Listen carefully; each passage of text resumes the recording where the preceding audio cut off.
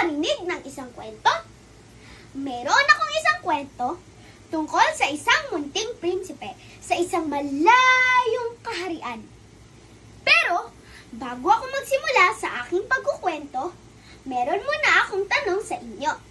Naliligo ba kayo araw-araw? Kung ganon, halina at makinig sa aking kwento. Ang Prinsipeng Ayaw Maligo ni Rene O. Villanueva. Ang Prinsipeng Hindi Naliligo. Sa isang malayong kaharian, merong isang munting prinsipe. Ang pangalan niya'y Prinsipe Chikiting. Araw-araw, tuwing umaga, pinaliligo siya ng kanyang amang hari at reyna. Maligo ka na, Prinsipe Chikiting? Pero, ang laging niyang sagot ay, ayoko po! Laging may dahilan si Prinsipe Chikiting para hindi makaligo. Maligo ka na, Prinsipe Chikiting? Nagbabasa pa po ako, sabi ni Prinsipe Chikiting. At nagbasa siya ng nagbasa para hindi siya makaligo.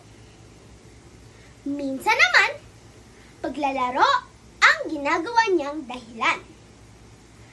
Naglalaro siya ng bahay-bahayan, naglalaro siya ng holen, at sumasakay siya sa kabayo-kabayuhan.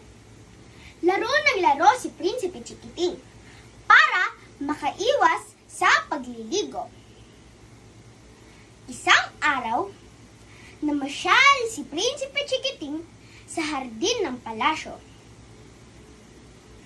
Biglang lumipat papalayo ang mga tutubi at paru-paro.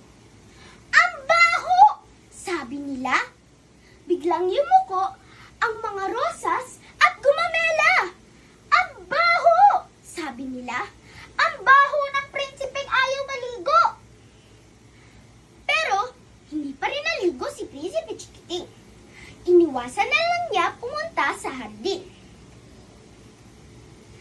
Hindi nagtagal, naramdaman ni Prinsipe Chikiting na nangangati siya.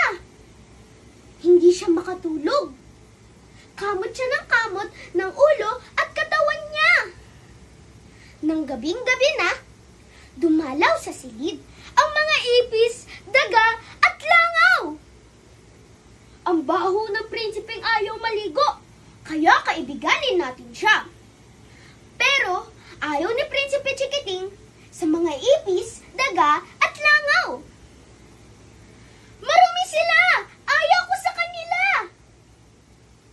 Alam niyo ba kung ano ang sunod na ginawa ni Prinsipe Chikiting? Pagkagising, agad pumunta sa banyo si Prinsipe Chikiting. Naligo siya. Nagsabon siya ng maigi ng kanyang ulo at katawan. Nagbuhos din siya ng tubig upang luminis ang kanyang katawan. Mula noon, araw-araw na siyang naliligo. Kaya, pag pumupunta siya sa hardin, hindi na lumalayo papalayo ang mga tutubi at paru-paro. Hindi na rin yumuyuko ang mga rosas at gumamela. At hindi na rin siya nangangate. Laging nang naliligo si Prinsipe Chikiting. Ang Prinsipeng Ayaw Maligo ni Rene O. Villanueva. Mensahe ng kwento: maligo araw-araw at pangalagaan ang sarili. Para hindi kayo tumulad kay Prinsipe Chikiting na nilapitan ng mga ipis, daga at langaw. Kaya, dapat natututo kayo na maligo araw-araw. Maraming salamat po sa pakikinig. Mabuhay!